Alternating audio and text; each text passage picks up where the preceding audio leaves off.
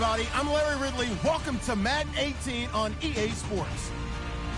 This week's matchup features two teams who both walked away with a notch in the loss column last week. It's the Vikings going up against the Raiders. It's a day, Larry, that fans in these parts will need to savor.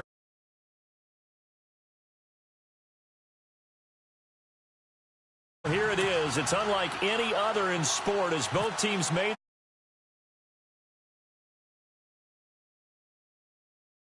between the Minnesota Vikings and the Oakland Raiders. That's fielded in the end zone.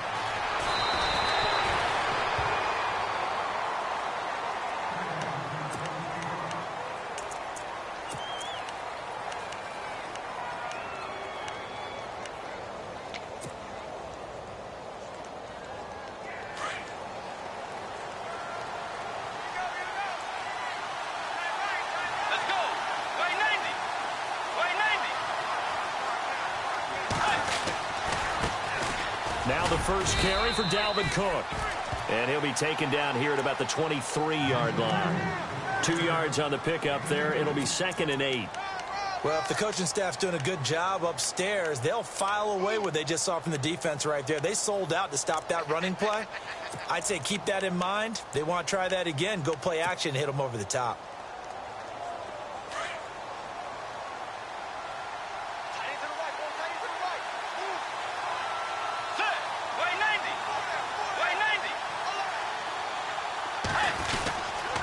On second down, Cook. And a short gain there as he'll get it up only to about the 24.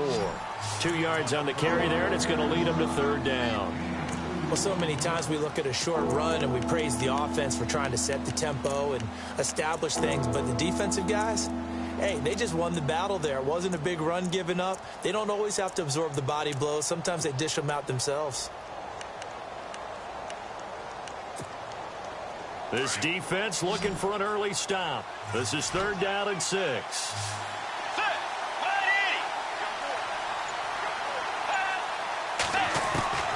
From the shotgun, it's Bridgewater.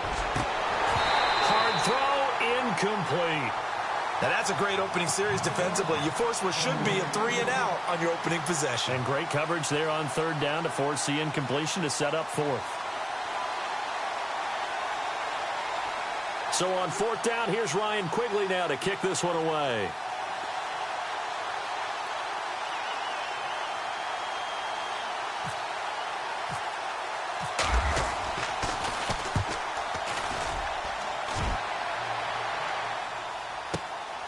This is taken at about the 14. A little juke. Fights through at the 5. 12 yards on the return that time. And the Raiders will take over now 1st and 10.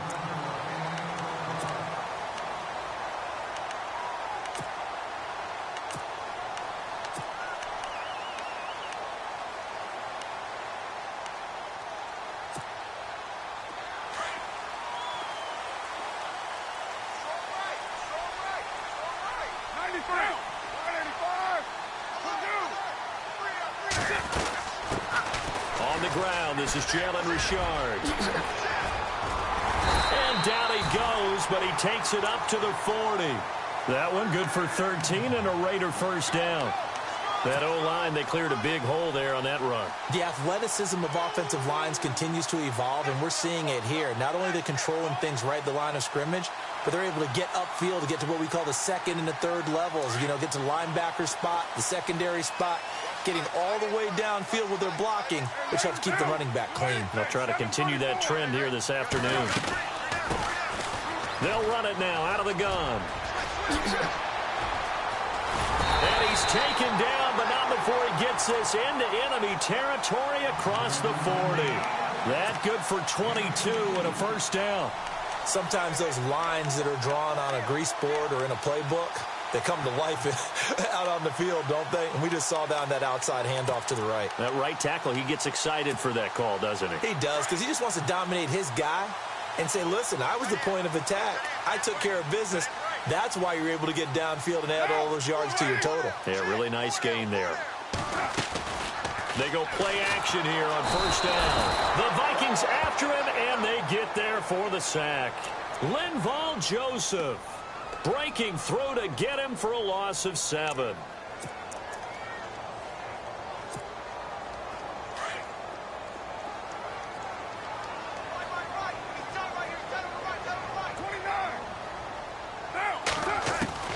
Now Carr throwing on 2nd down.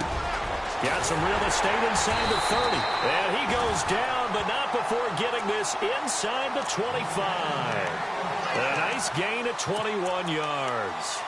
They've got good playmakers on the offensive side of the ball. I don't know what happened last week to really hurt their performance and hold down their production, but I would dare say that this week in practice, there's a lot of talk about how they're going to increase their proficiency. And that was a good start getting the playmakers involved. You mentioned that to me pregame.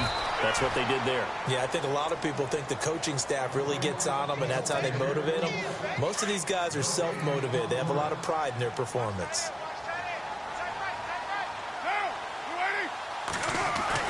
Carr to throw on 2nd down.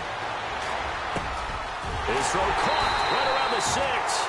And he doesn't quite make it. They do stop him, but he gets it all the way down to the 1.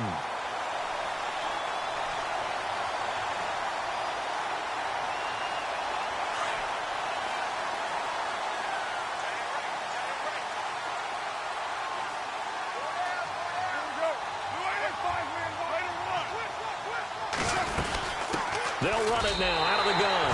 And he is in. Touchdown, Raiders. A great effort there. His 3rd touchdown now on the year. And the Raiders have taken the early lead. And that makes it 7-zip Oakland.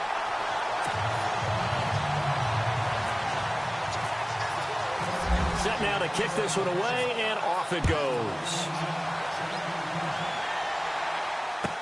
That'll be taken in the end zone.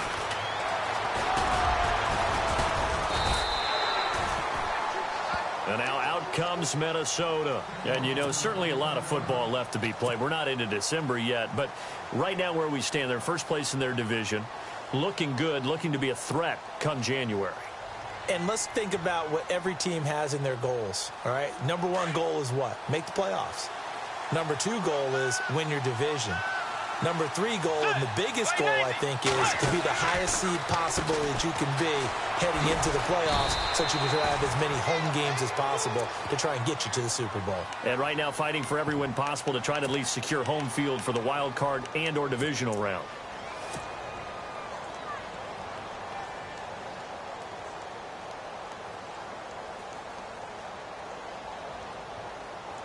So they complete the pass, and now they face a 2nd down.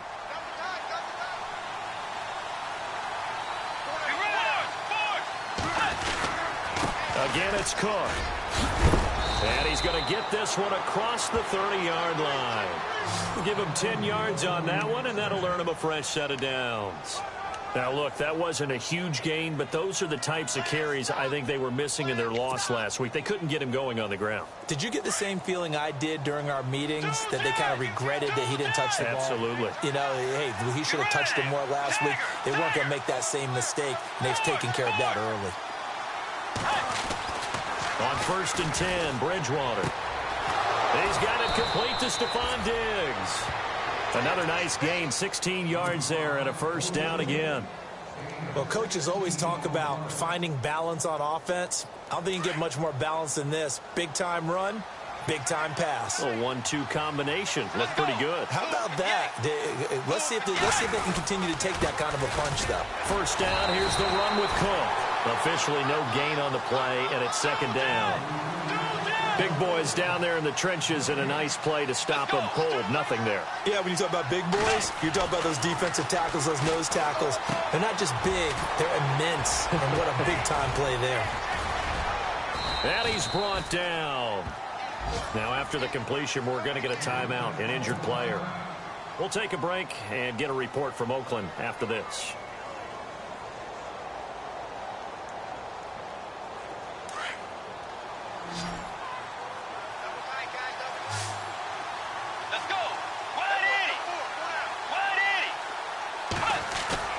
Now a play fake here on 1st down. And Olsen over the middle. And he gets this one all the way down inside the 15. 23 yards on the play. This drive, it's been a good mix. 3 passing plays, 3 runs, hitting on all 3 of those passes, and the last one putting him in the red zone. So wouldn't you think play action right here? Because you've got the ability and had the ability to run it and throw it. Go play action and take your shot at the end zone. Back to the ground, Cook. And this play gets blown up. They'll lose yardage. Back at the 17. The loss of a full 3 yards, and now it's second down. So if I'm an offensive coordinator, there's one thing that I know for sure. This is one of the top 5 teams in the NFL against the run. So when I look at my playlist, I'm probably thinking about throwing it. Back now with Charles Davis. I'm Brandon Gaudin. Second quarter begins with the Vikings holding the football, but they face a 2nd and long to start things out.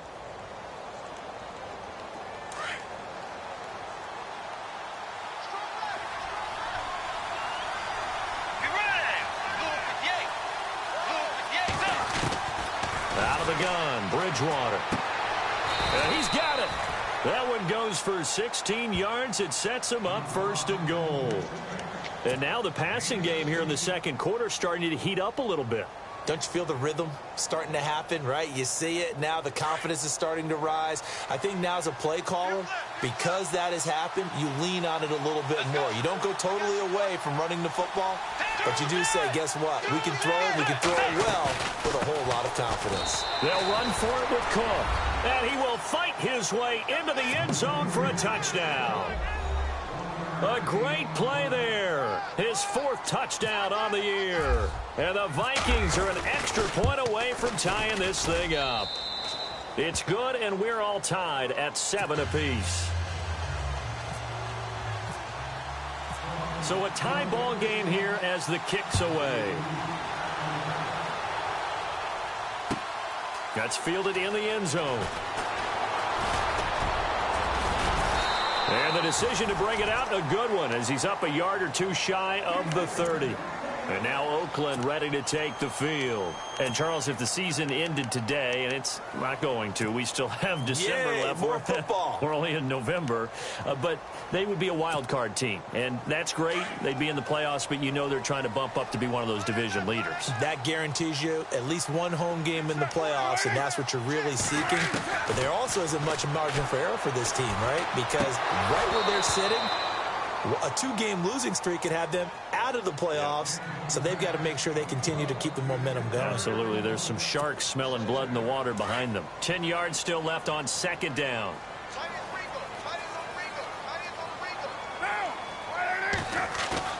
To throw again. Carr.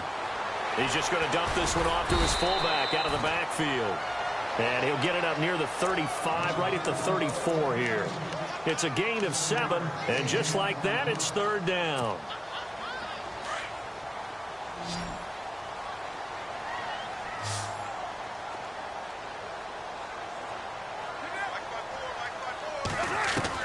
Carr going to try and throw on 3rd down. Throwing for his running back, and he's got him complete. And he's got the first before he's brought down at the 39-yard line. It's a gain of 4 there, and it gives him a new set of downs.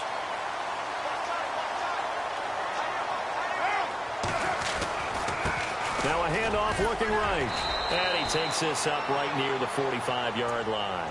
It's a 6-yard pickup, and it gets him to 2nd and 4. Let's talk a little football 101 here, because one of the keys to advancing the ball downfield, success on 1st down. Huge difference, as we know, between 2nd and 4 and 2nd and 8 and 9. 7:30 express. Now, 7:34 right now. Hey, Purdue. 6:18, 8:08. Now, 180. 8:08. Check. On 2nd down, here's Carr. And he'll hit the slant route. That's caught by Cooper. And he's going to get this down to the 35-yard line. A good pickup there at 20 yards. So Amari Cooper out of Northwestern High School in Miami making a nice play there. And it's so funny that when I was going through the draft process when he came out of Alabama and was inquiring about him and his skills, they say it all began back in Miami. He really became a pro receiver at a young age because of his attention to detail and precision. But don't forget his athletic ability. That's what made it. All the way in. Touchdown. they got him the ball. Just get it to him, let him do the rest. You know, he probably said that to his quarterback as he broke the huddle. I like the play call. Just get it to me. I'll take care of the rest of it. Helping out his rack, right? RAC. Run after catch, and he loves that, and he's going to carry that in at contract time. Out is the kickoff unit as they run up and send this one away.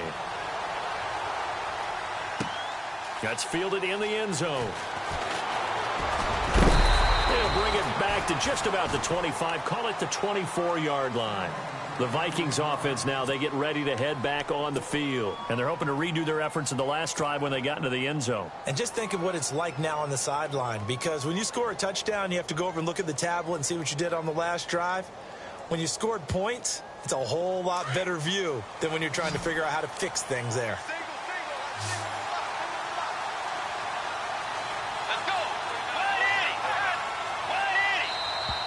Now contact up front as penalty markers come in. Who is this against? A little antsy on the left side of the line. Yeah, I think they got the guy in the end. I think they got the DN there on that one. And let's face it, he is so amped up, wanting to get a good get off on the snap, jump too quickly.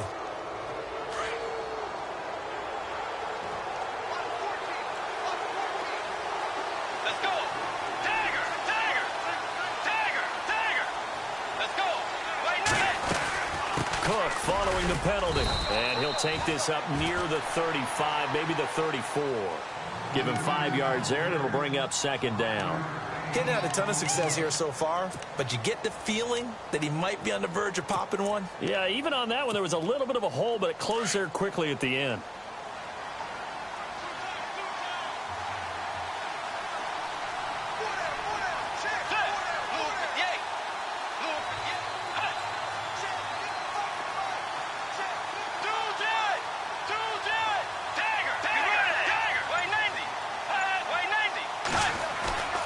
Play fake.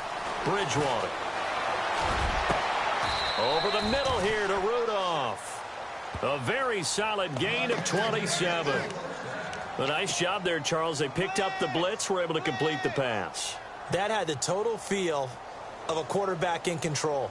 Red blitz, got him into the right protection scheme, so he doesn't get hit back there. He's got a chance to step up with supreme confidence and deliver it downfield for a nice completion. Bridgewater now looking to throw on first.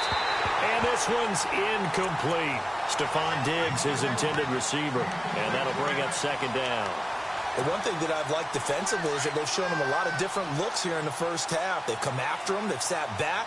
I think that's what you need to do to keep an offense guessing. And they certainly have kept them on their toes. That's why they haven't had much success on the scoreboard.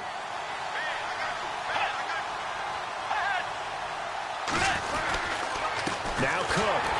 And he'll be brought down, losing yardage back at the 40. They'll lose a yard, and it brings up third. Partner, you mind if I take off this headset and put on a coaching headset? You want to get this running game going? I want to get this running game going. I'm going down there and saying, gentlemen, we have got to run the football. We've got to get it going right now. Yeah, to this point in the second quarter, it has been a struggle. Let's go. 180. 180. Tiger. Forge. Play action now. Bridgewater. And down he goes. Brought down a Raider sack. Khalil Mack in there to take him down and to take us to the 2-minute warning. Here's Ryan Quigley now. On for his second punt. He'd take a repeat of his first.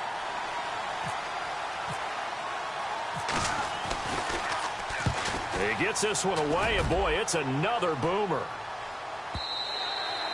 And that is much too long. That's into the end zone for a touchback. The Raiders offense now, they trot back out. And right now,